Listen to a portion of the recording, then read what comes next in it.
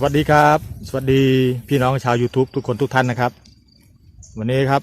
อยู่กับผมนะครับสพัฒนาชาแนลนะครับนี่ครับวันนี้ผมก็พาเพื่อนๆมาชมนี่ครับ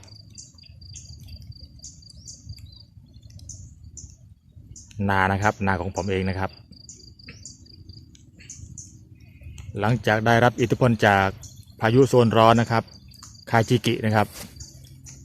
ก็อย่างที่เห็นนะครับนี่ครับผม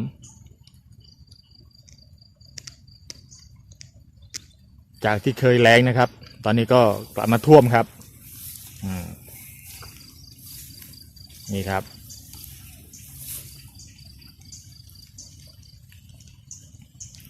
ตอนนี้น้ำก็เริ่มจะระบายออกแล้วนะครับคาดว่าไม่เกินคืนนี้ครับก็จะแห้งครับนี่ครับน้ำครับเต็มเลยครับ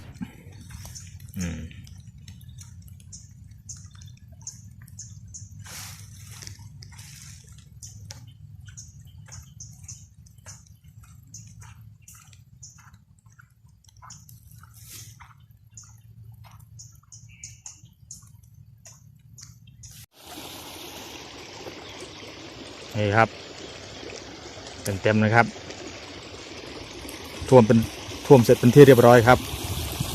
นี่ครับตอนนี้ก็น้ำก็เริ่มระบายลงแล้วนะครับ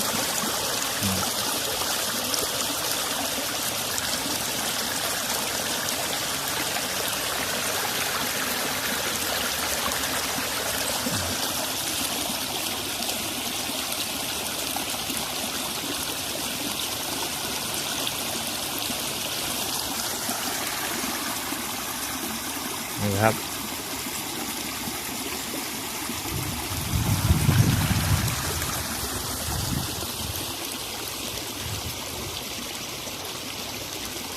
จากอิทธิพลของพายุโซนร้อน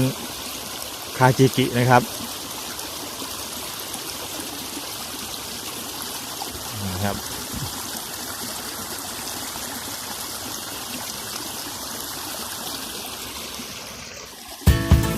เดี๋ยวพาเดินดูอีกฝั่งหนึ่งนะครับตรงนี้ก็ระบายแล้วนะครับระบายแล้ว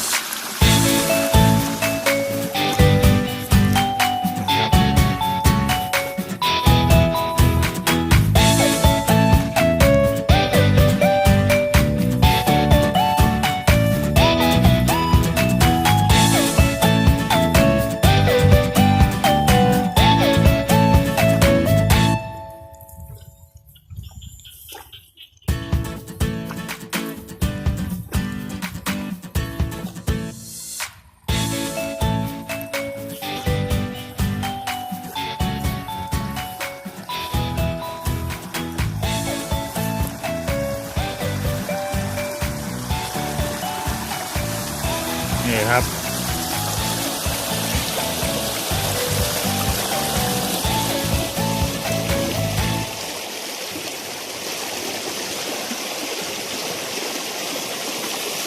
ครับผมสำหรับคลิปนี้ก็ไม่มีอะไรมากครับพอดีผมมานาครับมาดูน้ำท่วมนะครับนี่ครับท่วมนาครับก็อย่างที่เห็นนะครับก็ผมว่าไม่ถึงคืนนี้ครับน้ำก็จะแห้งครับเหมือนเดิมนะครับเพราะว่าพายุก็หมดวันนี้นะครับหมดวันที่4วันนี้ครับพายุครับผมสำหรับคลิปนี้ก็ต้องขอจบไว้เพียงแค่นี้ก่อนนะครับฝากกดติดตามกด Subscribe กดไลค์กดแชร์ด้วยนะครับผมแล้วพบกันใหม่คลิปหน้านะครับสวัสดีครับ